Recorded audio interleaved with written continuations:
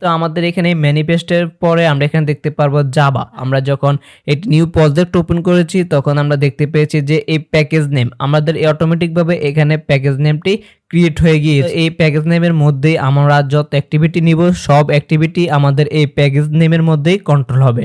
এগুলো মূলত এখন না বুঝলেও হবে। তো আমরা যাবার পরে এখানে দেখতে পারবো আরইএস ফোল্ডার। এই আরইএস ফোল্ডারের মধ্যে রয়েছে ড্রাবল, লেআউট, মিপ ম্যাপ, ভ্যালুজ, এক্সিএমএল।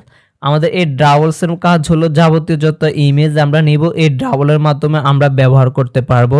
এই লেআউট হলো এই যে যত লেআউট আছে, যে যত অ্যাক্টিভিটি আছে সব লেআউট আমরা এখান থেকে দেখতে পারবো। এই ভ্যালুজের মধ্যে রয়েছে আপনার কালার্স, স্ট্রিং, থিমস, এগুলো আমরা এখান থেকে ব্যবহার করতে পারবো। এই যে থিমস রয়েছে, থিমস এক্সিএমএল নাইট ইত্যাদি বিষয়গুলো আমরা ধাপ বাই ধাপ দেখতে পারবো। এই যে এক্সিএমএল, মূলত এক্সিএমএল আমরা এখান থেকে কি এক্সিএমএল ব্যবহার করতে পারবো, আমরা যাবতীয় এক্সিএমএল গুলো এখানে দেখতে পারবো। এক্সিএমএল এর পরে রয়েছে গ্রেডেল স্ক্রিপ্ট। এই মূলত গ্রেডেল স্ক্রিপ্টের মধ্যে আমাদের যত গুগল থেকে যত ইমপ্লিমেন্ট আমরা ব্যবহার করব সব এখান থেকে নিতে হবে। দুইটি ইমপ্লিমেন্ট বেশি কাজ হয়, বিল্ড গ্রেডেল প্রজেক্ট আর বিল্ড গ্রেডেল মডিউল।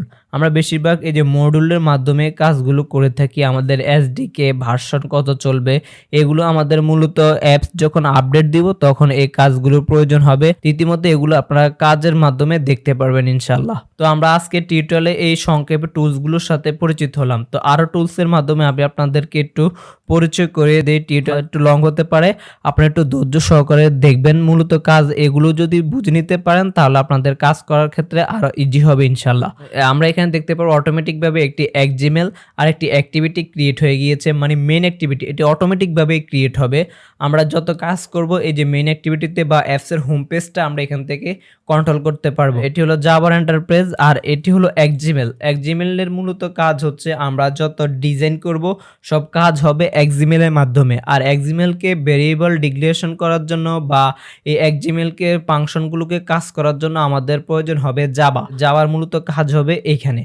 আর এক্সিএমএল এর ডিজাইনের কাজ হবে এই ইন্টারফেসের মাধ্যমে। যেমন আমরা যদি এই মেন এক্সিএমএল এ আসি, সর্বপ্রথম আমরা এখানে তিনটি অপশন দেখতে পারবো, কোড, স্প্লিট, ডিজাইন। আমরা সিম্পলি এই যে মাঝখানে অপশনটা স্প্লিটে ক্লিক করে দিব।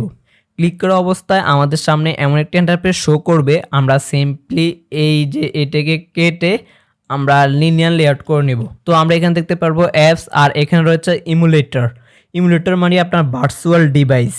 এই ভার্চুয়াল ডিভাইসের মাধ্যমে আপনার অ্যাপসটি কতটুকু হয়েছে বা আপনার অ্যাপস সঠিকভাবে কাজ করছে কিনা আপনি এখান থেকে চেক করে নিতে পারবেন এই ভার্চুয়াল ইমুলেটরের মাধ্যমে।